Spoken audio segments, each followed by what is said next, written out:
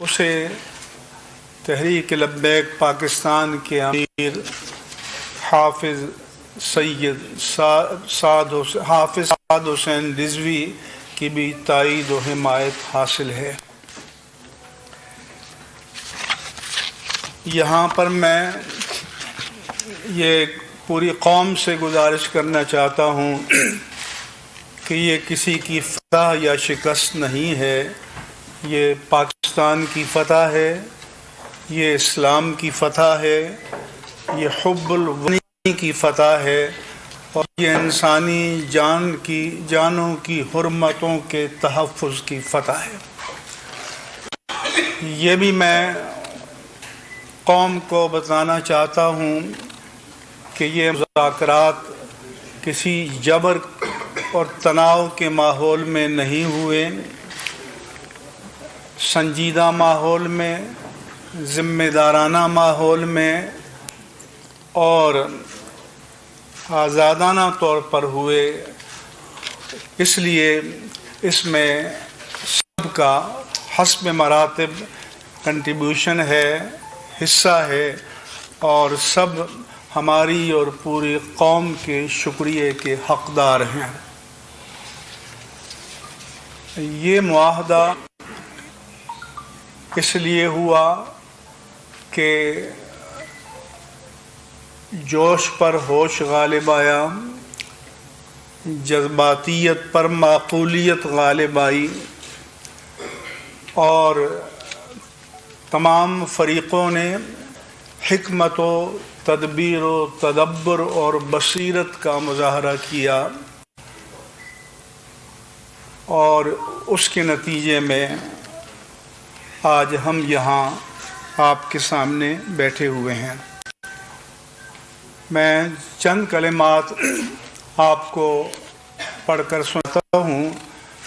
الحمدللہ علی احسانہ، حکومت پاکستان اور تحریک لبیک پاکستان کے مابین اعتماد باہمی کے ماحول میں تفصیلی مذاکرات کے بعد اتفاق رائے سے معاہدہ طے پا چکا ہے۔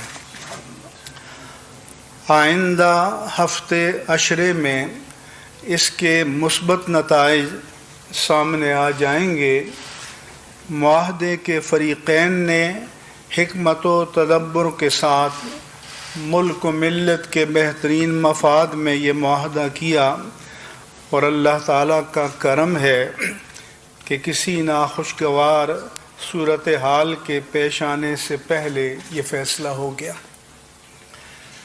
یہ پورے ملک کے لیے خیر و فلاح کی خبر ہے، اور قومی میڈیا کو اسے مثبت انداز میں پیش کرنا چاہیے، اور ملک میں امن، سلامتی اور عافیت کے لیے جو مخلصانہ جد و جہد کی گئی ہے اس میں آپ کو بھی اپنا حصہ ڈالنا چاہیے۔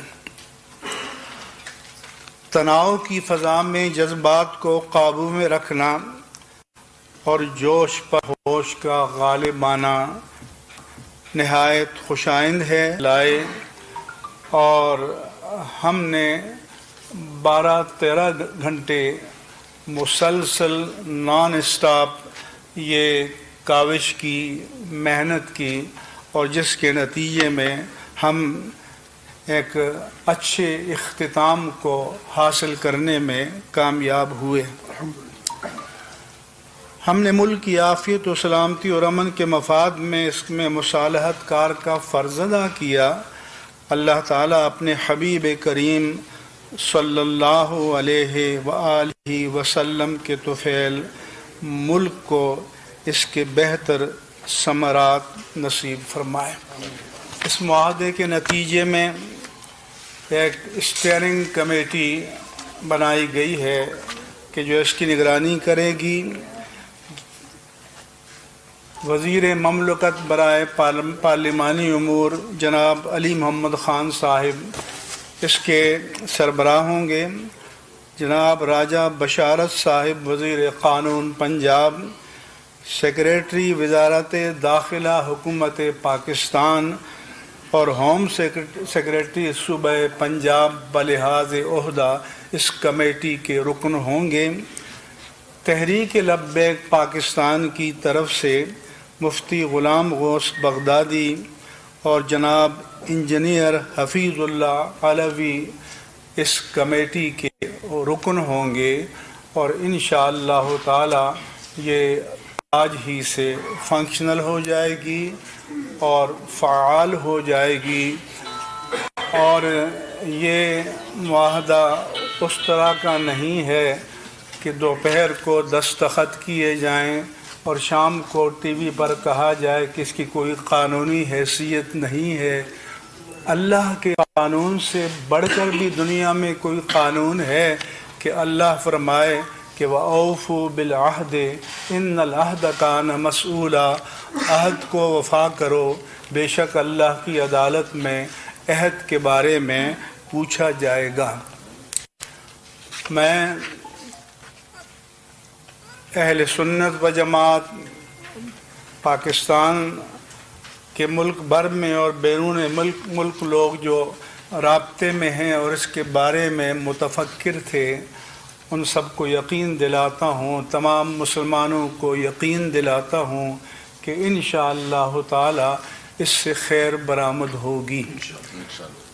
اسی طرح میں بعض دینی سیاسی جماعتوں نے، ان کے سربراہان نے مجھے ٹیلی فون کیا اور کہا کہ آپ جب اور جہاں کہیں گے منصفانہ مقصد کے لیے ہم آپ کے شانہ شانہ کھڑے ہوں گے۔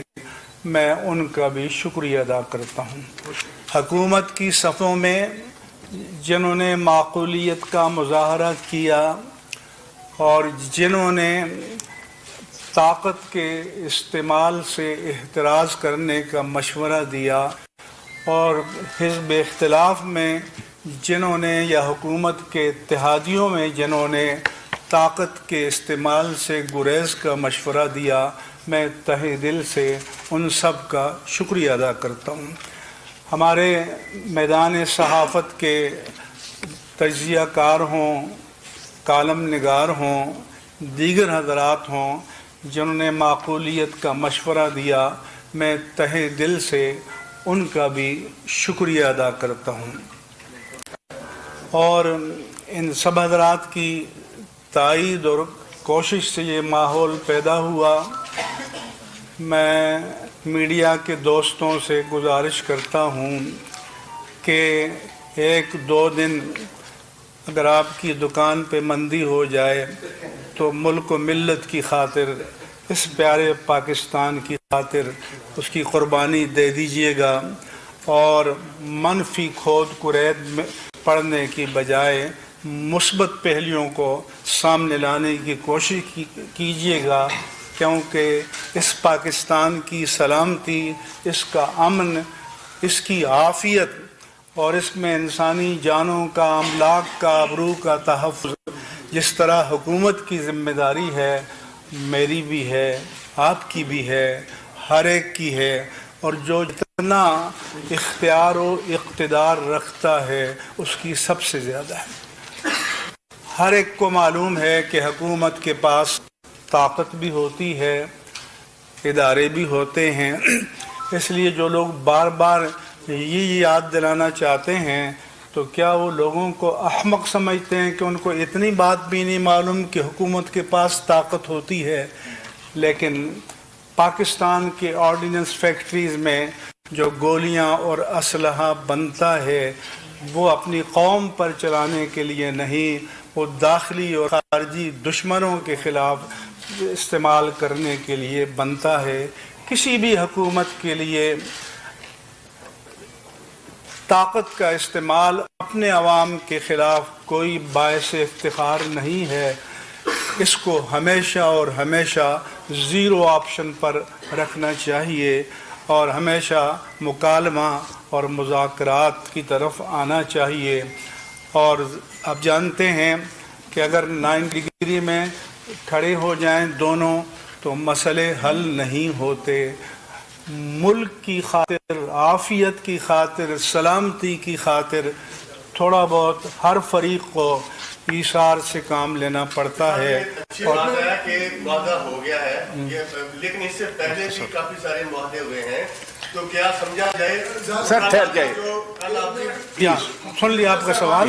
اس سے پہلے ہم ماضی کو بلا کر بیٹھے ہیں اور ہمیں یقین دلایا گیا ہے اور ہم ذمہ داروں کی یقین دہانی پر آپ کو یقین دلاتے ہیں کہ انشاءاللہ تعالی اس پر لفظاً و معناً ان لیٹر اینڈ اسپرٹ عمل کیا جائے گا. ایک سیکنڈ ٹھہریے بھائی جان, ایک منٹ ٹھہریے. بسم اللہ الرحمن الرحیم. دیکھیے یار سنیے. بسم اللہ الرحمن الرحیم. میں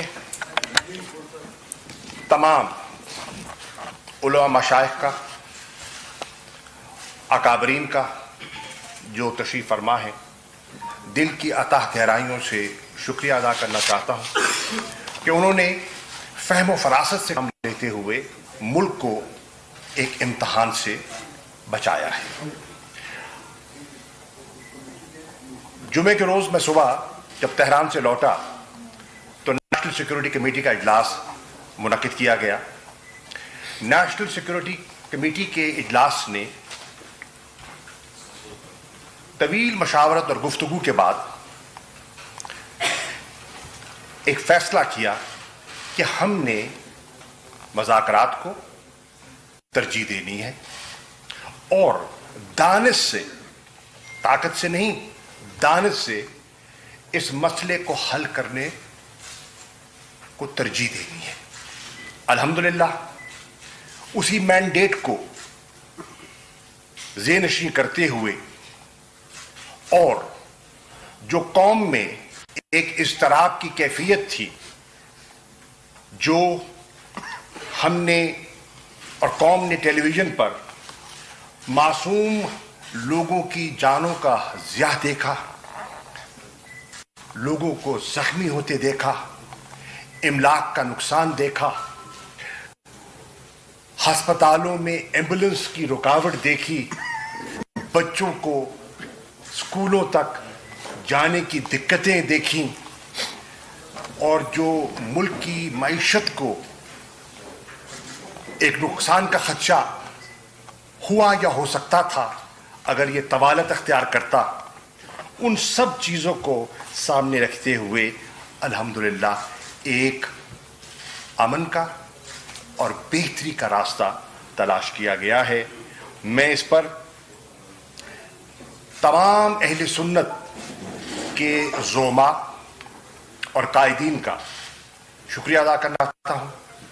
میں تحریک لبیک کی قیادت کا بھی شکریہ ادا کرنا چاہتا ہوں, اور اگر اجازت دیجیے جنہوں نے اس میں اپنا حصہ شامل کیا, میں اپنے فرائض میں اس کو اپنا فرض سمجھتا ہوں کہ وہ اگر یہاں تشریف فرما نہیں بھی ہیں تو ان کا نام کا ذکر کر دیا جائے.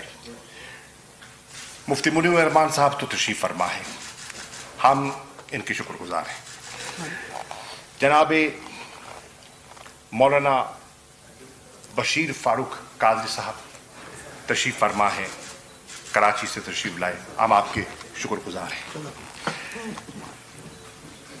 جناب سرود اعجاز قادری صاحب, جناب صاحبزادہ حامد رضا صاحب, جناب پیر عبد الخالق صاحب, جناب ڈاکٹر عبد الخیر محمد زبیر صاحب, جناب صاحبزادہ حامد سعید کاظمی صاحب, جناب پیر محمد امین صاحب, جناب خواجہ غلام قطب فرید صاحب, جناب پیر نظام سیالوی صاحب, جناب صاحبزادہ حافظ حامد رضا صاحب, جناب مفتی وزیر قادر صاحب, میاں جلیل احمد شرپوری صاحب, جناب سید علی رضا بخاری صاحب, جناب مخدوم عباس بنگالی صاحب, جناب صاحبزادہ حسین رضا صاحب, جناب پیر حبیب इरफानी साहब सुंदर शरीफ वाले, जनाब ज़िया नूर शाह साहब और पीर कासिम सियालवी साहब और जनाब साहिबजादा सुल्तान अहमद अली साहब, जिन्होंने वज़ीर आज़म से मुलाकात भी की और अपना असर व रसूख और अपनी मशावरत और रहनुमाई से हमें मुस्तफ़ीद किया। इसी उनकी हिदायत, वज़ीर आज़म की हिदायत पर और सब साहिबान की फ़हम फरासत को सामने बरोए कार लाते हुए और मुल्क व मिल्लत के मफाद को सामने रखते हुए, जानते हुए इंतशार में पाकिस्तान का फ़ायदा नहीं है। उन कुव्वतों को फ़ायदा हो सकता है जो मुल्क में अफरा तफरी देखना चाहती हैं, वो कुव्वतें जो पाकिस्तान को मुस्तहकम और मुत्तहिद देखना चाहती हैं, यकीनन वो मुतफक्किर हैं। अल्लाह ने हमें उसमें सुरखरू किया है और ये बात पाया तकमील को पहुंची है। ये हम पूरी कौम को मुबारकबाद देते हैं और इन सब कायदीन का शुक्रिया अदा करते हैं और इस वक्त मामलात को यहीं हम समेटेंगे और कोई सवाल जवाब इस वक्त नहीं होगा। Thank you. No question.